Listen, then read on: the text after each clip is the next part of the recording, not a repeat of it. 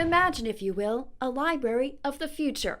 That's what this rendering of Robbins Library does, adding a 2-story glass-enclosed addition that opens up to the town hall garden and includes cafe-style seating, a dedicated children's storytime room, and revamped community room with vestibule.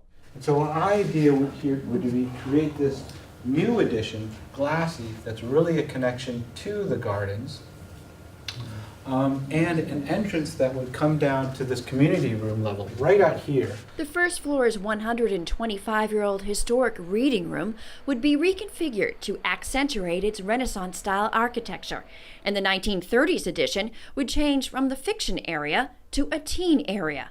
More amenities, improved bathroom facilities, more space for teens and kids. So again, reflecting, I think, the way that Arlington is changing and in really exciting ways. The library should be given to accommodate those. Architect Philip Chen presented the proposal at Robbins Library in June. Under the plan, the Fox Library, housed in a former 1950s storefront in East Arlington, would also be completely rebuilt. But we always loved this idea that it was like the town living room. It had a very informal, casual, but intimate feel to it, but very open, a lot of light, and flexible. And so initial idea was to make this more visible, make the activities of the library more visible, move the entrance and a new accessible entrance back to Mass Ave, so it has really a civic presence, and have more of a connection to the city. The plans for both the Fox and Robbins libraries are a result of a year-long study called Reimagining Our Libraries, undertaken by Library Director Andrea Nicolay and the Board of Trustees. A necessary step, they say, after a surge in use. In the past 3 years, our overall program attendance has increased by 43%. Wow.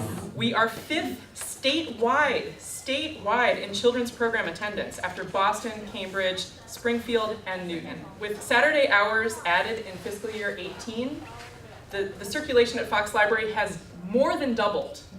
So this all shows that this library and Fox are under a tremendous amount of use and strain, and we are not seeing any signs of that trend going in any other direction than up. The trick for the libraries to balance the desires of diverse users while sticking to its original mission. Director Nicolay confirmed their dedication to keeping physical books. I don't think we're alone in wanting to preserve physical collections. If you just take our e-reader and our e-book use alone, I mean, we're seeing a hybrid user. We're really keen on honoring that hybrid use in town that was evidenced so abundantly in the survey results. When it comes to the physical space, some refer to the addition at Robbins as a glass box that doesn't fit the current style. We were disturbed to see such a modern and jarring addition to the library to, an elegant, as you said, a beautiful Italianate structure built in the 1890s with an addition from the 1990s that respected that. Others wanted even more opportunities for use, such as a makerspace, possibly with a 3D printer. A kind of expansion of the existing library of things where you can check out gadgets for use at home, only these would stay within the library. One woman in the crowd noting the library can't meet every desire. And so I think it's really done a nice job kind of doing a lot of different things, being very forward-looking. And unfortunately, there's way more demands on this than in any way realistic. And so I think this just feels great, so thank you. Oh, thank you. All right. Brenda Mahoney, Arlington Public News.